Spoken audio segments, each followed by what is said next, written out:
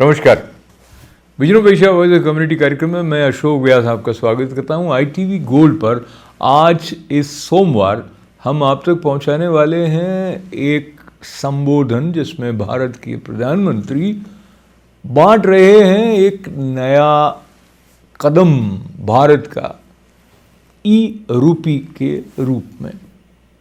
आपको लिए चलेंगे स्टार टॉक कार्यक्रम द्वारा आयोजित हुए एक सांस्कृतिक कार्यक्रम की तरफ। समन्वयक अशोक ओझा। उमिया धाम बहुत सक्रिय दिव्य स्थल है जहां एक पारंपरिक नृत्यमयी उत्सव का आयोजन हुआ।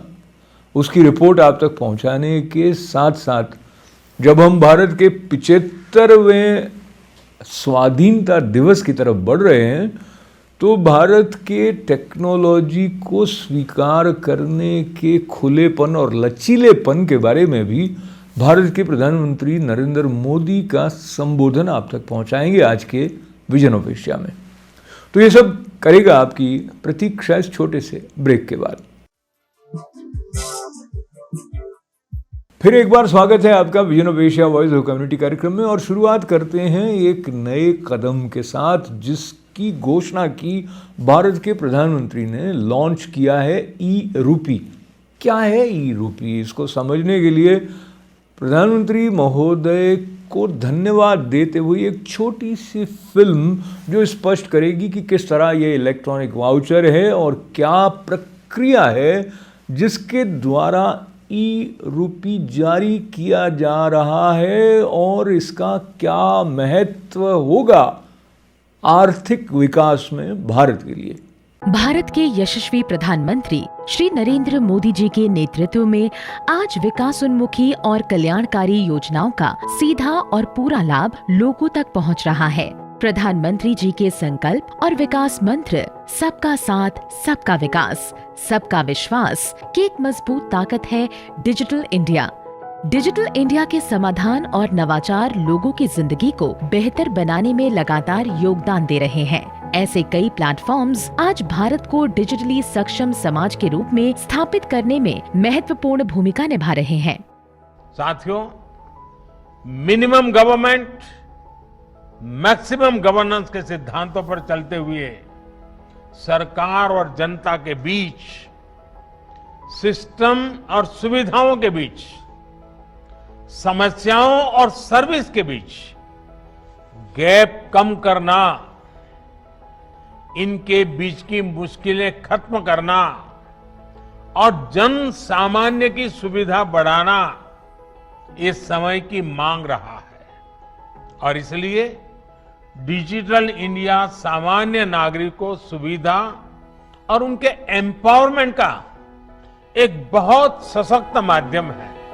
देश के हर वर्ग ने, समाज के हर तबके ने टेक्नोलॉजी आधारित ऐसे कई प्लेटफॉर्म्स को बहुत ही कार्यकुशल, प्रभावी और किफायती तरीके से अपनाया है। डिजिटल इंडिया के इसी संकल्प को आगे बढ़ाती एक नई पहल है ई-रूपी। यह भारत के सबसे सफलतम पेमेंट प्लेटफॉर्म भीम UPI पर आधारित है। ई-रूपी RBI स्वीकृत एक प्रीपेड ई-वाउचर है जिसे NPCI यानी भारतीय राष्ट्रीय भुगतान निगम ने वित्तीय सेवा विभाग और बैंकों के सहयोग से विकसित किया है। ई-रूपी विशिष्ट सेवा के भुगतान के लिए लाभार्थी को जारी किया जाता है। यह एक QR कोड या SMS स्ट्रिंग आधारित ई-वाउचर है जिसे लाभार्थी के मोबाइल पर भेजा जाता है। इस कोड के माध्यम से सेवा प्रदाता के अकाउंट में डायरेक्ट फंड ट्रांसफर किया जाता है। सरकारी संस्थाएं, कॉरपोरेट या कोई भी सेवा प्रायोजक अपने पार्टनर बैंक की मदद से ई-रूपी वाउचर जनरेट कर सकते हैं। सेवा प्रदाता केंद्र पर लाभार्थी ई-रूपी के माध्यम से भुगतान कर सकते हैं। सेवा प्रदाता केंद्र वाउचर के रूप में मिले QR कोड या SMS को स्कैन करेंगे। लाभार्थी के वेरिफिकेशन के लिए एक कोड लाभार्थी के मोबाइल नंबर पर भेजा जाएगा। वेरिफिकेशन हो जाने पर तुरंत भुगतान होने की पुष्टि हो सकेगी। यह वाउचर कैशलेस और कॉन्टैक्टलेस है। इसका उपयोग सिर्फ एक बार ही किया जा सकता है। यह पूरी तरह से सुरक्षित और विश्वसनीय है। लाभार्थियों की निजी जानकारी पूरी तरह से गोपनीय होती है। ई-रूपी सुनिश्चित करता है सेवाओं की टारगेटेड और लीक प्रूफ डिलीवरी, वितरण प्रणाली के सरलीकरण के साथ साथ न्यूनतम प्रशासनिक लागत। ई-रूपी सरकारी योजनाओं का लाभ जन सामान्य तक पहुंचाने की दिशा में एक क्रांतिकारी पहल है। ई-रूपी का उपयोग लोक कल्याण हेतु सरकार द्वारा चलाए जा रहे विभिन्न योजना, जिसके तहत निश्चित उद्देश्य की पूर्ति के लिए भुगतान या अनुदान दिया जाता है, को सुगमता पूर्वक लागू करने के लिए किया जा सकता है। इसका उपयोग निजी संगठनों या किसी व्यक्ति द्वारा लोगों को किसी विशेष प्रायोजन के तहत लाभ देने हेतु भी किया जा सकता है। इस दिशा में स्वास्थ्य और परिवार कल्याण मंत्रालय और राष्ट्रीय स्वास्थ्य प्राधिकरण के सहयोग से कॉर्पोरेट्स द्वारा निजी कोविड टीकाकरण केंद्र पर टीकाकरण के भुगतान के लिए ई-रूपी के पहले उपयोग का आज शुभारंभ माननीय प्रधानमंत्री जी के कर कमलों से हो रहा है। एकदम नई जानकारी ई-रूपी की आप तक पहुंचाने के बाद आपको ये जानकर प्रसन्नता होगी कि भारत से दूर आने के बाद भारतीय संस्कृति और भारतीय भाषाओं से जुड़े रहने के क्रम में समर्पित व्यक्तित्व सक्रिय रहे हैं। उनमें से एक नाम है अशोक ओझा का। स्टार टॉक कार्यक्रम के माध्यम से शैक्षणिक प्रचार प्रसार में हिंदी भाषा की महिमा को दूर दूर तक पहुंचाने में सतत सक्रिय रहे अशोक ओझा कई संस्थाओं के साथ भी जुड़े रहे हैं। हाल ही में उन्होंने आयोजन किया स्टार टॉक साहित्यिक सांस्कृतिक कार्यक्रम का, जिसमें छोटे बच्चों का नृत्य भी देखने को मिला तो कठपुतली का प्रदर्शन भी हुआ। आइए प्रस्तुत है कुछ अंश इस विशेष कार्यक्रम के।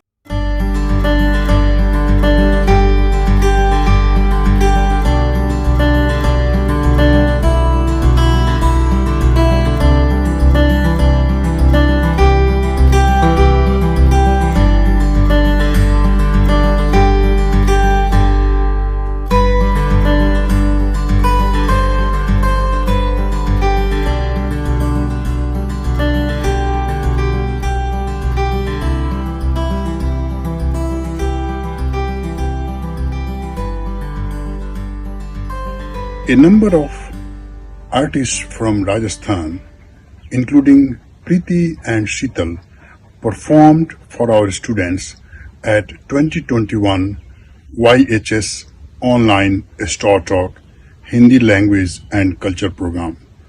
The performance was very authentic, cultural experience, and our students liked that very much. शीतल शिकारी हूँ और मैं राजस्थानी कल्चर प्रोग्राम करती हूँ और इस राजस्थानी कल्चर में हम बवई करते हैं। बवई में बहुत सारे आइटम करते हैं, उसमें जैसे कि लोटे पे चढ़ना, परात पे चढ़ना और कांच के ऊपर डांस करना, ये सब आइटम होते हैं इसके साथ।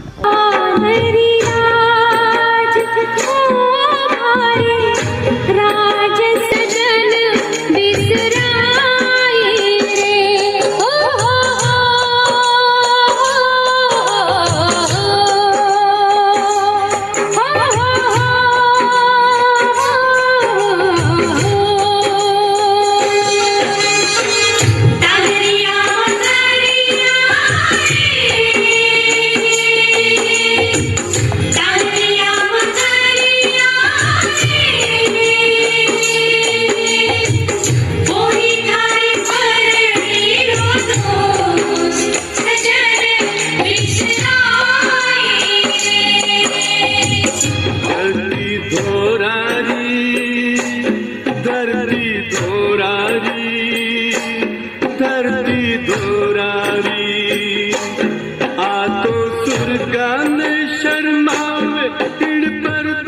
from on-site to online Hindi teaching program was very challenging. We had organized many cultural activities just to make sure that our students don't get too tired because they already had long hours on Zoom classes in their school. These cultural activities were directly related to our theme of the program, that was my virtual trip to India. We had selected Rajasthan, the hottest desert, and Ladakh, the coldest desert of India. Students were able to learn about the animals, about the culture, and the food of Rajasthan and Ladakh in both these places. Another artist who was a puppeteer, Raju Bhatt, he did a puppet show that made our students very happy. मेरा नाम राजू भाट है, कठपुतली कलाकार हूँ मैं लकड़ी लाता हूँ, लकड़ी पे कठपुतली बनाकर उसकी पेंटिंग, उसकी सिलाई, उसके धागे वगैरह कंप्लीट करके मैं खुद ही बनाता हूँ और फॉरेनर्स वगैरह भी यहाँ आते हैं घर पे, उनको भी मैं वर्कशॉप करवाता हूँ और मेरा खानदानी काम है सर। आज से हम 700 साल पुरानी कला है ये।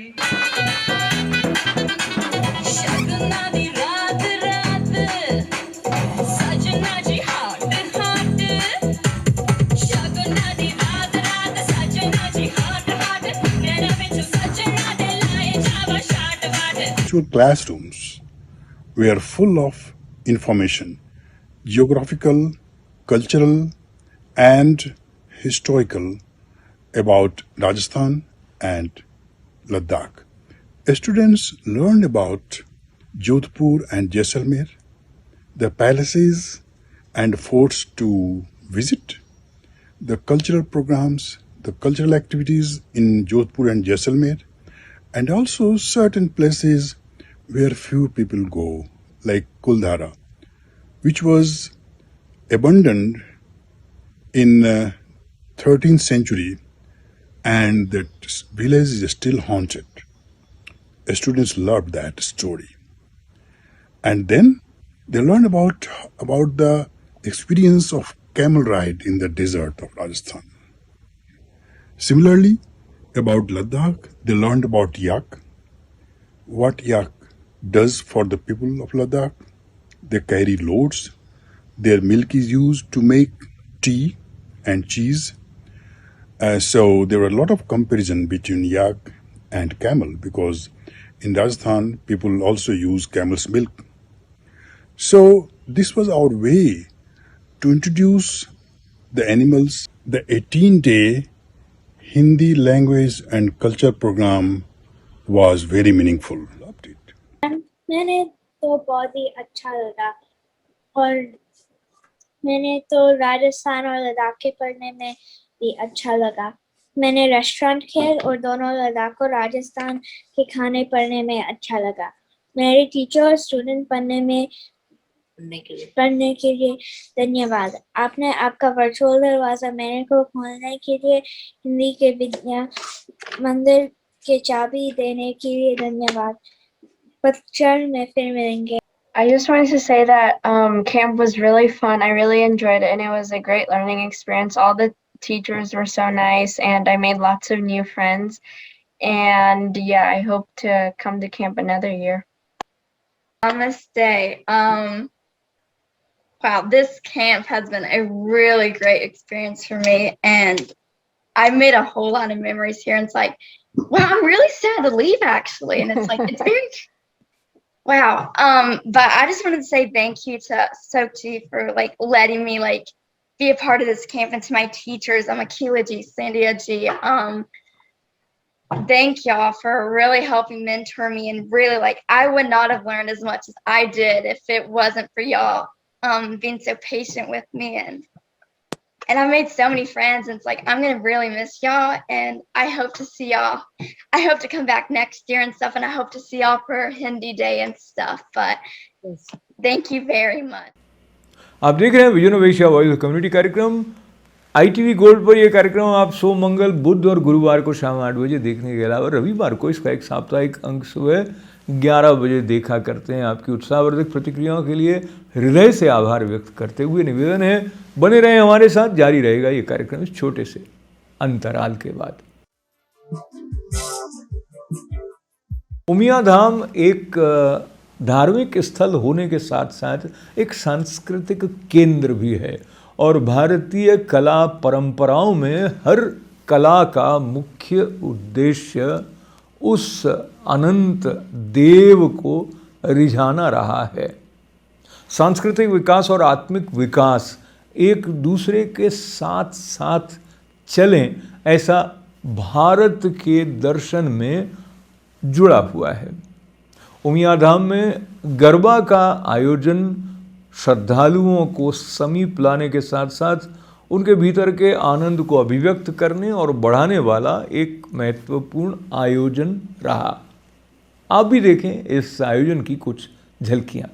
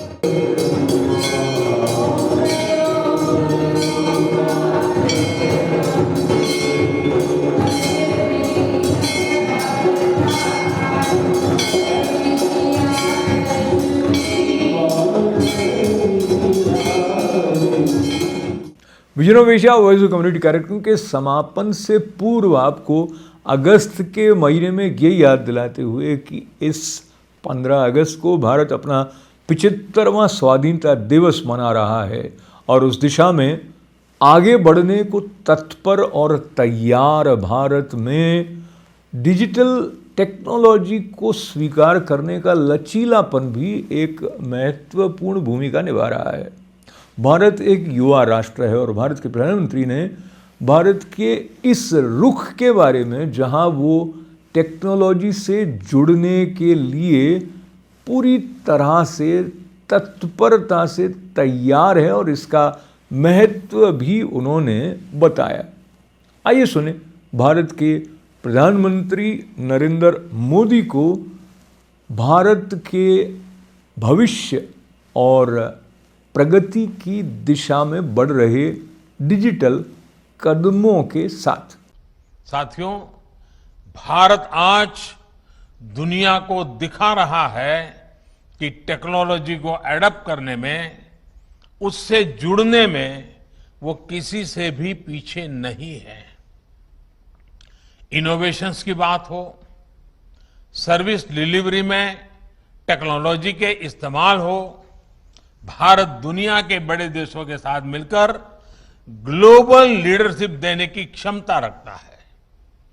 पिछले 7 सालों में भारत ने अपनी प्रगति को जो गति दी है, उसमें टेक्नोलॉजी के सही इस्तेमाल की बड़ी भूमिका है।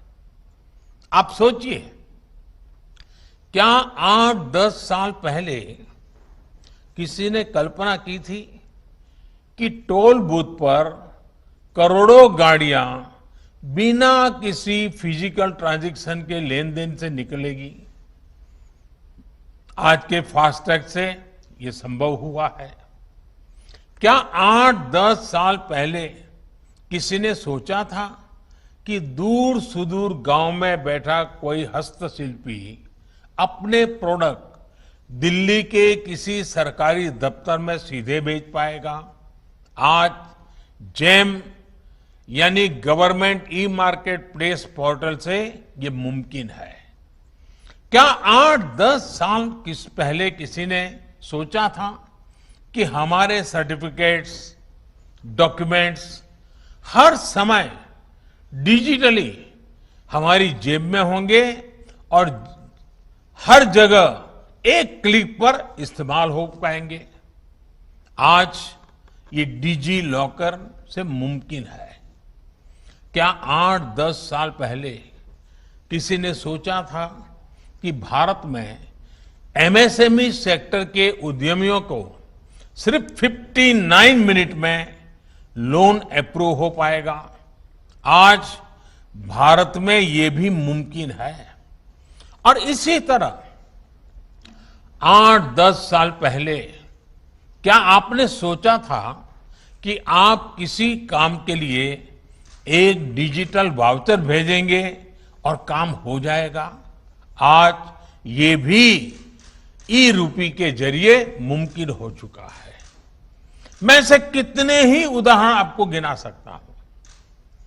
इस महामारी के दौरान भी देश ने तकनीक की ताकत को महसूस किया है। आरोग्य सेतु ऐप का उदाहरण भी हमारे सामने है। आज ये ऐप सबसे ज्यादा डाउनलोडेड ऐप में से एक है। इसी तरह कोविन पोर्टल भी आज हमारे वैक्सीनेशन प्रोग्राम में, वैक्सीनेशन सेंटर के चयन में, रजिस्ट्रेशन में, वैक्सीन सर्टिफिकेट प्राप्त करने में देशवासियों की बड़ी मदद कर रहा है।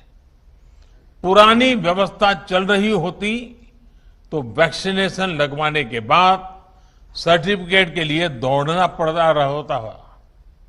दुनिया के कई बड़े देशों में भी आज पेपर पर हाथ से लिख करके सर्टिफिकेट दिया जा रहा है, लेकिन भारत के लोग एक क्लिक में डिजिटल सर्टिफिकेट डाउनलोड कर रहे हैं।